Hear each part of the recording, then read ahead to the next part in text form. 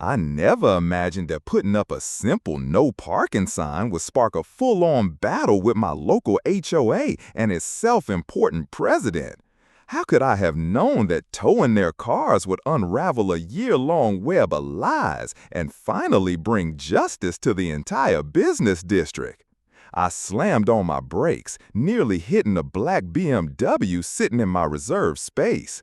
Three unfamiliar cars had already filled our company's tiny parking lot, and my blood pressure skyrocketed.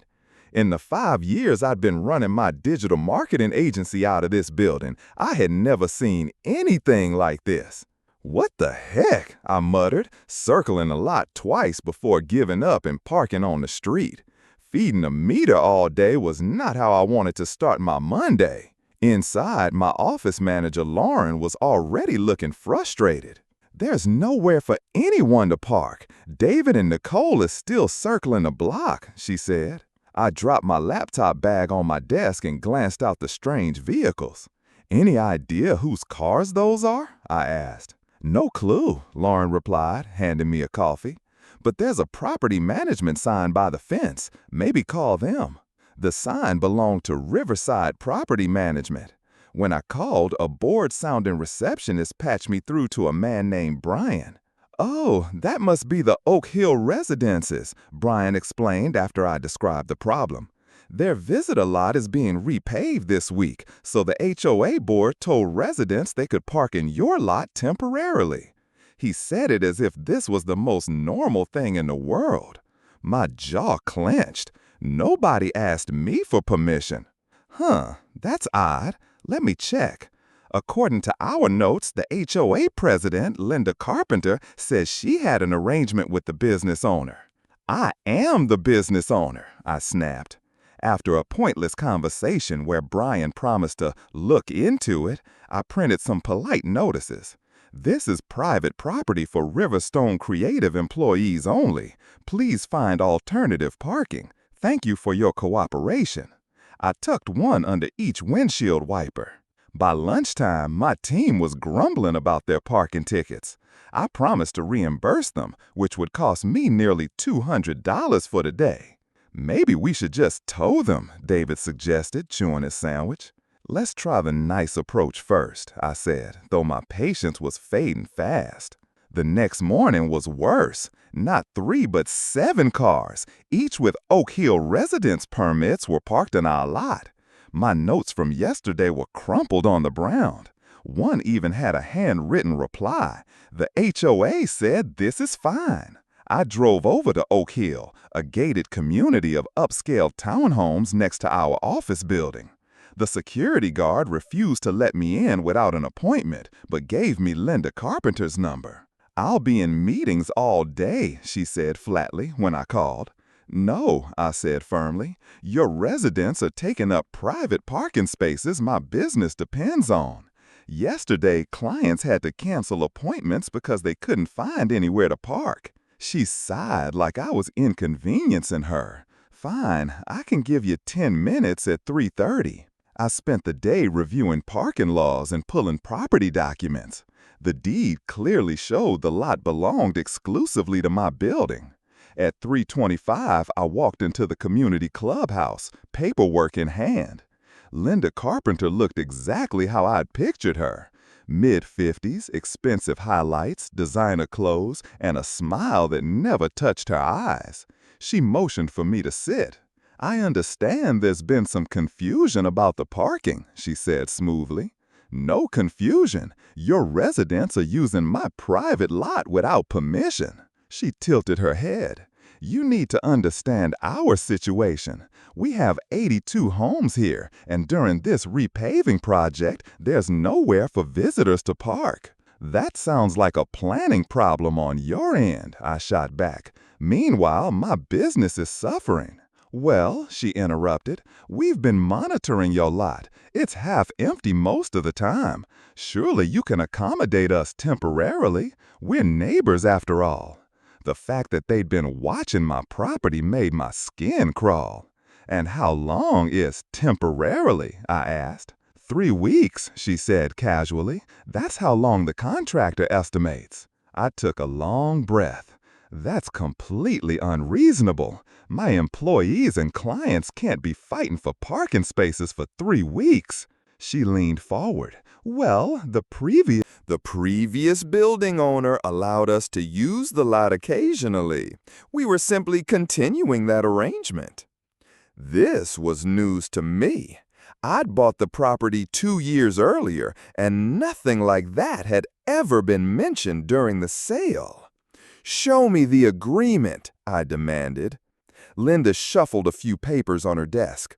"I don't have it on hand, but I assure you it exists." After 10 frustrating minutes of back and forth, I reluctantly agreed to let them use 5 spots for 1 week only. I would mark them clearly with signs. Linda smiled like she'd just won a victory, which made my stomach turn. "I'll communicate this to the residents," she said, standing to end our meeting. As I left, I glanced at the construction crew working on their visitor lot. From the size of the project, there was no way it would be finished in just a week. That night, I drafted a formal letter documenting our agreement, 5 spaces, 1 week only, and emailed it to both Linda and Riverside Property Management. The reply came almost instantly. "Thank you for your cooperation during this challenging time for our community." Something told me this wasn't over. The next morning confirmed my fears. I arrived early, coffee in hand, praying for improvement. Instead, I counted 15 cars with Oak Hill permits. Every single space was taken, including my reserved spot marked owner. My phone buzzed with messages from employees who couldn't park. Clients would be arriving in less than an hour. I had tried being reasonable, but Linda Carpenter had taken advantage of my goodwill. Now I had to decide, back down or fight back. "Absolutely unacceptable," I muttered, pacing the sidewalk with my phone pressed to my ear. One by one, my employees arrived, circled the full lot, and drove off to hunt for street parking. "We had an agreement, Linda. 5 spots for 1 week," I said sharply. "I communicated exactly that," she replied smoothly. "Perhaps some residents misunderstood." 15 cars isn't a misunderstanding. It's a blatant disregard for our agreement. "I'm hosting the landscaping committee right now," she said, voices murmuring in the background. "Can we discuss this later?" "No," I snapped. "I need those cars moved immediately." She sighed. "You're overreacting. It's just parking." "It's not just parking. It's my property, and my business is suffering because of this." Her tone shifted, colder now. "Well, technically, there's nothing you can do. As I mentioned, the previous owner granted us occasional parking rights years ago." My face burned. "Show me this supposed agreement." "I'll have our secretary scan it tomorrow," she said breezily. "In the meantime, please try to be a good neighbor." The call ended, leaving me fuming on the sidewalk. Lauren walked up, holding a stack of canceled appointment notices from our scheduling system. 4 clients left because they couldn't find parking, she said. 2 more rescheduled for next week. That was the last straw. "Call everyone. We're working remotely today." That evening, I headed to the county records office. A clerk helped me search through every property file connected to my building. After an hour, we found nothing. No mention of easements, parking agreements, or HOA rights. Next, I tracked down the previous owner, Mr. Whitaker, who was now retired in Arizona. When I explained the situation, he laughed. "Linda tried the same thing with me," he said. "The HOA wanted an easement for overflow parking during their community events. I refused. There was never an agreement.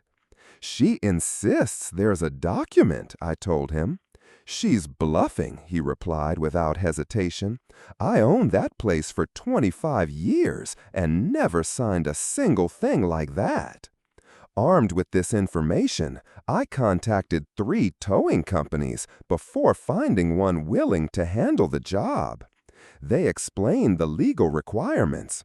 Proper signage had to be posted at least 24 hours before towing could begin. I immediately ordered new signs. Private property, unauthorized vehicles will be towed at owner's expense. That night, the towing company installed them at each entrance to the lot. Then I sent an email to Linda. I verified with both the previous owner and the county records office that no parking agreement exists between my property and Oak Hill Residences HOA. Unauthorized vehicles will be towed beginning Wednesday morning. 20 minutes later, my phone rang. Linda's voice had lost its fake charm, replaced by cold anger. "You're making a serious mistake," she hissed. "Then produce the document," I challenged. "I don't appreciate your hostile approach to a simple neighborly matter," she snapped. "They'll be very upset," I shot back. They'll be upset with you for misleading them, I replied. You told them they could park on private property without permission. I'm on the City Planning Commission, Linda said, her voice dropping lower. Making enemies with me could complicate things for your business in the future. The threat was unmistakable. I drew a steady breath.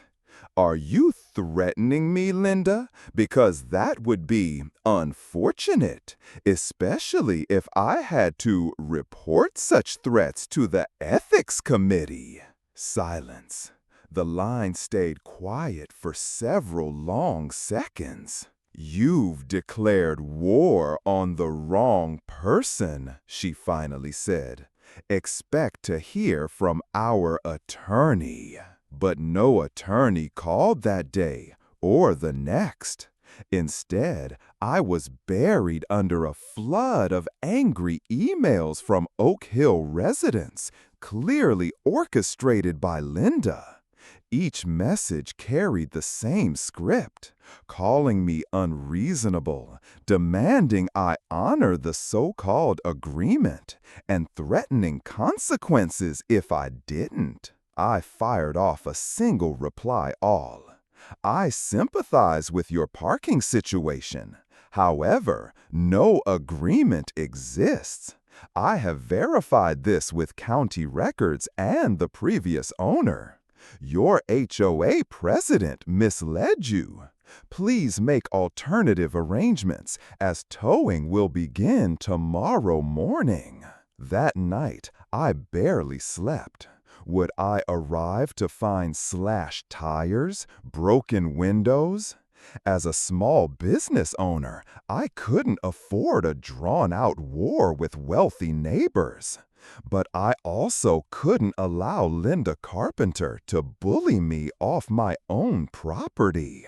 I arrived before dawn Wednesday and parked on the street, wanting a clear vantage point.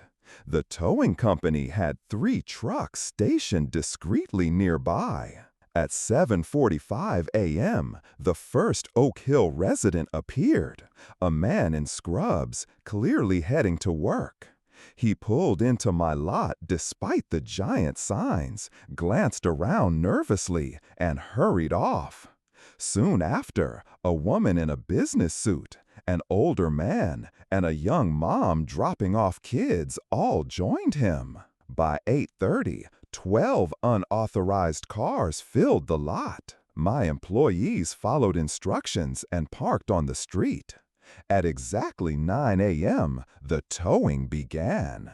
The crew was efficient. Within 45 minutes, every unauthorized vehicle was gone, replaced by cars belonging to my staff. My phone exploded.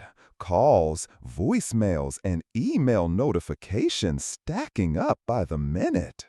Angry residents, Linda, the property management company. Through my office window, I saw Linda's luxury SUV screech into the now empty lot around 10 a.m. She stormed toward the building, designer handbags swinging like a weapon. The front desk buzzed.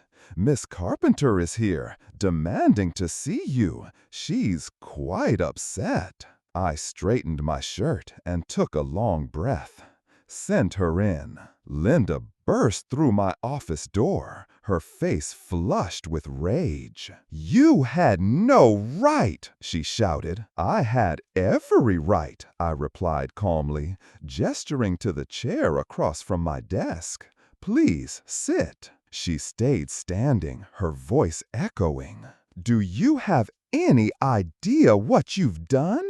Dr. Reynolds missed an emergency surgery. Elaine Walker missed her chemo appointment.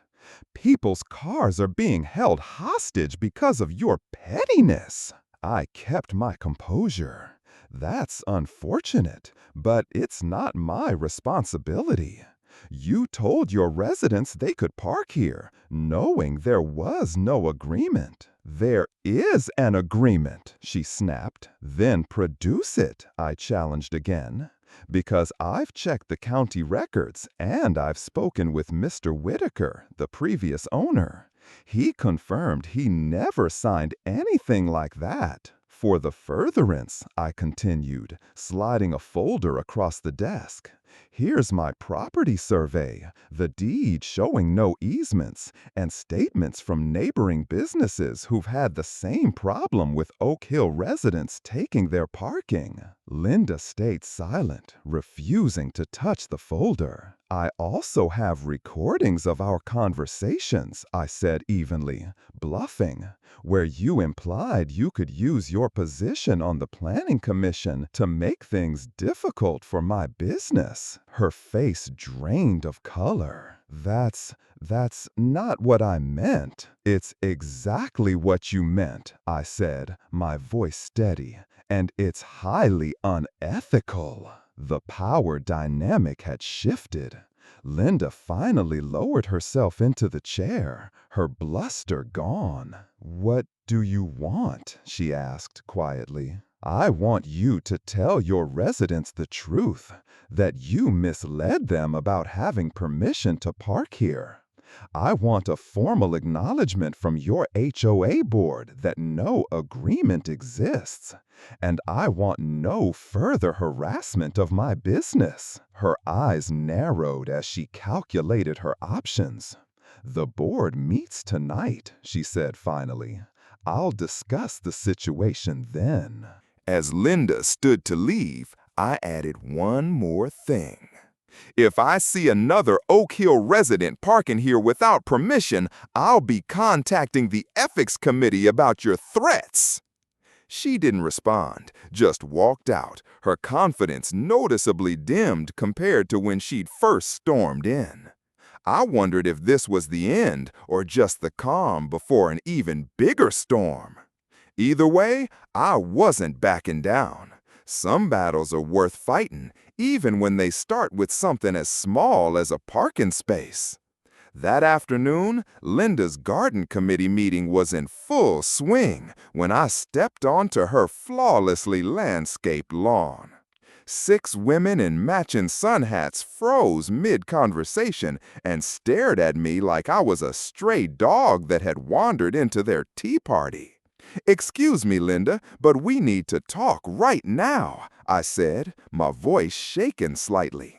I hadn't expected an audience, but maybe that was better. Witnesses. Linda's smile was all sugar with none of the sweetness.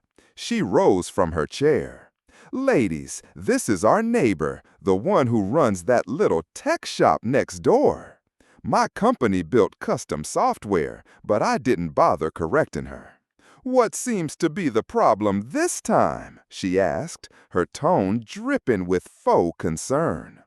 There are 15 cars with HOA permits in my lot today, I said, pulling out my phone and showing her the photos I'd taken.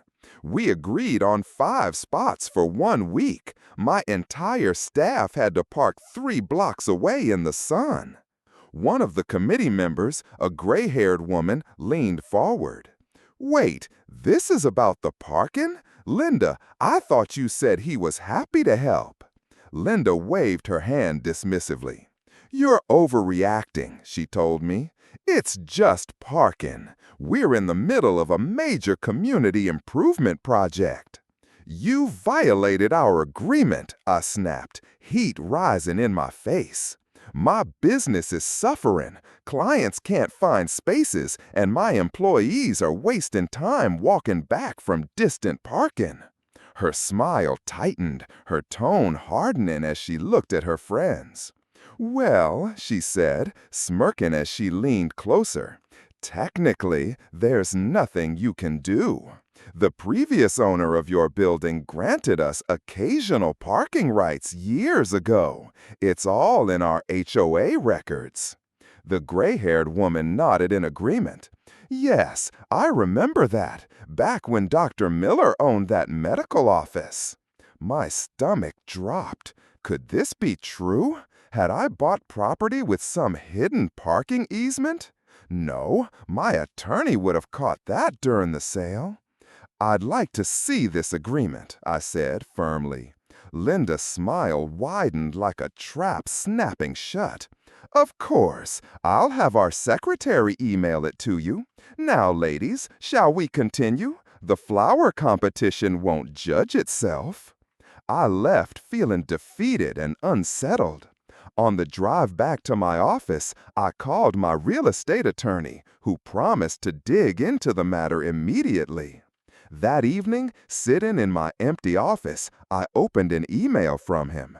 The so-called agreement Linda had referenced was nothing more than a proposal, one that Dr. Miller had explicitly rejected 15 years ago. The HOA had asked for overflow parking during their annual community fair, and he had said no in writing. There was never any agreement. My hand shook as I dialed the number of a towing company recommended by the strip mall owner across the street. Blue Ridge Towing, how can we help you?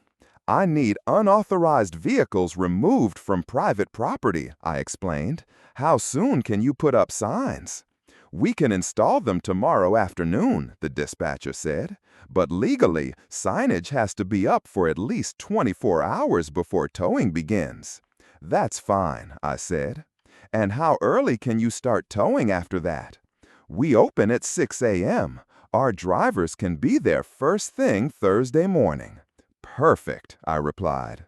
By Wednesday morning, I was at the lot extra early to oversee the installation of bold red and white signs at every entrance. Private property. Unauthorized vehicles will be towed at owner's expense. I also had the towing company. The towing company installed their official signs with contact information as required by law. The reaction was immediate.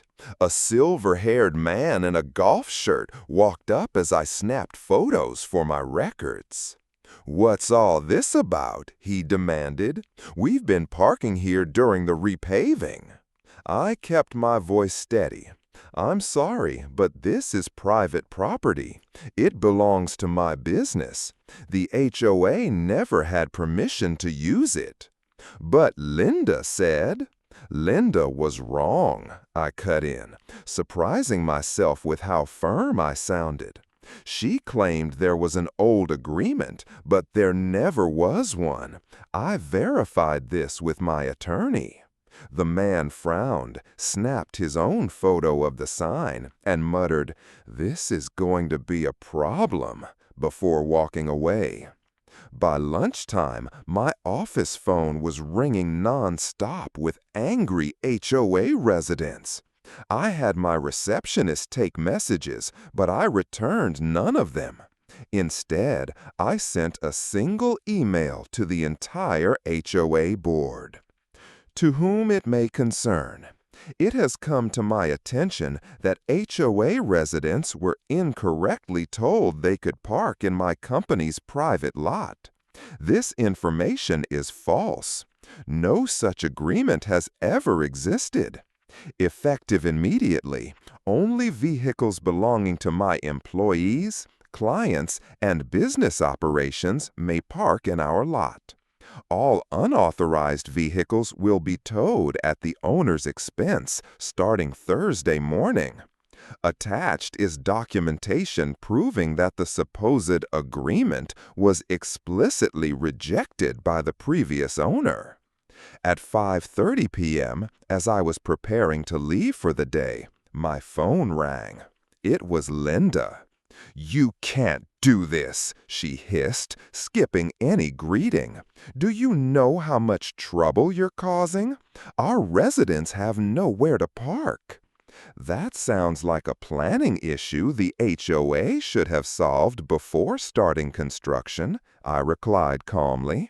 "Not my problem." "Listen to me," she said, her voice dropping into something darker, more threatening. "You don't want to make an enemy of me. I'm on the City Planning Commission. One word from me, and your next permit application might mysteriously vanish." A chill ran down my spine, but anger quickly replaced it. Was she really threatening me? I tapped the record button on my phone. "Are you threatening to abuse your position on the Planning Commission if I don't let you use my private property?" I asked bluntly. She backpedaled immediately. "Don't be ridiculous. I'm just saying neighbors should help each other." "The signs stay up, Linda. The towing starts tomorrow. Plan accordingly." She hung up without another word. That night, I barely slept. Was I doing the right thing? Was it worth making so many enemies over a parking lot? But then I remembered the lies, the intimidation, the way she looked me in the eye and tried to bully me. Sometimes you have to stand your ground, even when it's hard. I emailed my employees before bed. "Arrive early tomorrow. Parking may get tense. Bring coffee and patience."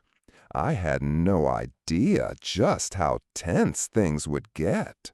Screams jolted me awake before dawn. I shot up in bed, grabbed my phone, 6:15, and saw 3 missed calls from Blue Ridge Towing and 1 from my office security system. I threw on yesterday's clothes and sped across town. From 2 blocks away, I could already see the chaos. 2 tow trucks were loaded with vehicles, while a crowd of 20 furious residents in pajamas and bathrobes blocked a 3rd truck. Someone was filming the entire scene on their phone.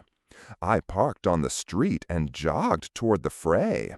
The lead tow truck driver, a burly man with a salt and pepper beard, looked relieved when he spotted me. "You the property owner?" he asked, wiping sweat from his forehead despite the morning chill. "These folks keep saying they have permission." "I'm the owner," I confirmed, raising my voice so the whole crowd could hear. "And no one has permission except my employees and customers." A woman in a pink robe pushed forward. "But Linda told us we could park here. We have nowhere else to go." "Linda lied to you," I said firmly. "She told you there was an agreement. There never was. She made it up." "That's not true," came a sharp, familiar voice. The crowd parted, and there was Linda Carpenter, perfectly dressed, not a hair out of place. Linda appeared in a sharp blue pantsuit, immaculate despite the early hour. "This is unreasonable," she announced to the crowd. We've had a neighborhood arrangement for years." "Then show them the agreement, Linda," I challenged. "Show everyone the document you claimed existed." Her eyes narrowed. "I don't have it with me right now." "Because it doesn't exist," I said loudly. "What does exist is proof that the previous owner rejected the HOA's request. I have it in writing, and my attorney has verified it." Murmurs rippled through the crowd. Linda's face flushed red. "You're making a scene," she hissed. "No, you caused this scene by lying to your neighbors," I replied. Then I turned back to the residents. "I'm sorry you were misled, but this is private property. These tows are legal. The signs have been posted for more than 24 hours, as required by law." An older man in a bathrobe stepped forward. "I'm Robert Thompson, the HOA vice president. May I see the proof you're talking about?" I pulled up the email from my lawyer on my phone and showed him the attached letter from Dr. Johnson, the former owner, which clearly rejected the HOA's parking request 15 years ago. Robert's face darkened as he read. "Linda, is this true? Did you know about this letter?" Her composure cracked. "That's an old letter. There was a verbal agreement later." "With who?" I demanded. "Dr. Johnson passed away a decade ago." Robert turned on her. "You told the board we had documentation for this arrangement." As they argued, the tow truck drivers kept working, removing cars one by one. A few residents slipped away quietly to move their vehicles before they were towed. "You've declared war on the wrong person." Linda suddenly spun toward me, her voice rising. "I'll make sure everyone knows what kind of neighbor you really are. You'll regret this." That's when I noticed a woman in the crowd, phone raised, recording everything. Linda noticed too. Her tone shifted instantly.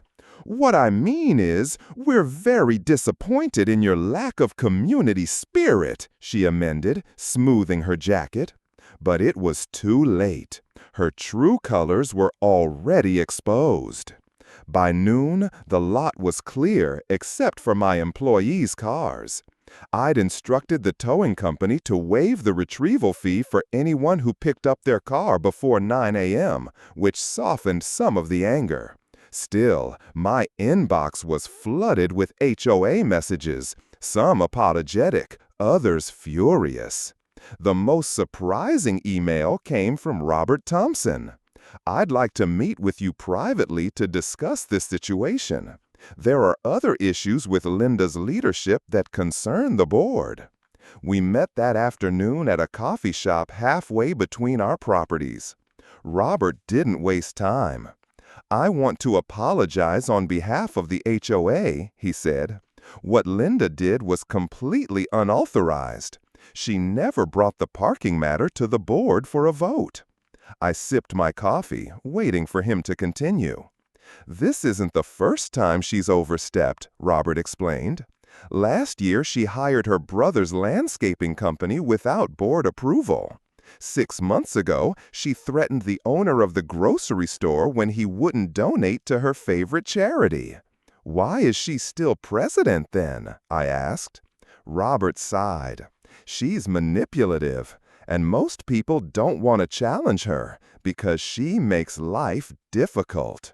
"Like threatening people with her position on the planning commission?" I asked. His eyebrows shot up. "She said that to you? That's a serious ethics violation." I pulled out my phone and played the recording. His expression grew darker with every word. "Would you be willing to send me that recording?" he asked when it ended. "And possibly attend our emergency board meeting tomorrow night?" The next evening, I walked into the HOA Community Center. 7 board members sat at the front, with about 50 residents filling the seats behind them.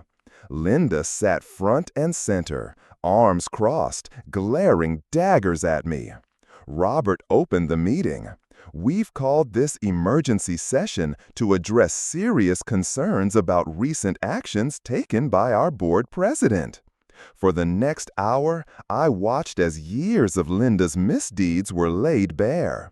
The unauthorized parking decision was just the latest in a long pattern of abuse. When my recording was played, the one where she threatened to block my permits, audible gasps rippled through the room. Linda tried to defend herself. You're taking things out of context," Linda protested. "I was just trying to protect our community's interests." But the damage was done. By the end of the meeting, the board voted to remove her as president and to open an ethics investigation into her role on the planning commission. As I left the community center, several residents approached me to apologize in person. One elderly woman gently squeezed my hand. "Thank you for standing up to her. Some of us have been afraid to for years." The following Monday, my parking lot was blissfully empty, except for my employees' cars. I received an official letter from Robert Thompson, now the acting HOA president, formally apologizing for the incident and confirming that alternative parking arrangements had been secured for residents during the rest of the paving work. Even better, 3 neighboring business owners reached out to me. Each of them had dealt with similar problems. Linda had told them they couldn't post certain signs, or had tried to dictate their business hours by citing regulations that didn't exist. Together, we decided to form a small business association, both to support one another and to present a united front when dealing with the HOA or city officials. 2 weeks later, the local newspaper ran a short article. "Linda Carpenter resigns from Planning Commission amid ethics investigation." Strangely, I didn't feel the surge of satisfaction I expected. Mostly, I just felt relief that the ordeal was over. That afternoon, as I walked across my quiet, orderly parking lot, I realized something important. Standing your ground isn't always about defending your own interests. Sometimes it's about creating ripples that give others the courage to stand up too. At the next HOA meeting, I was invited as a guest of honor. Robert stood at the podium holding a neatly bound agreement. "We hope this marks the beginning of a better relationship between neighbors," he said as he handed me the document. It was a formal contract signed by the entire board, clearly defining the boundaries between my property and theirs, along with a protocol for handling any future disputes. I accepted it with a smile. I'd like that very much.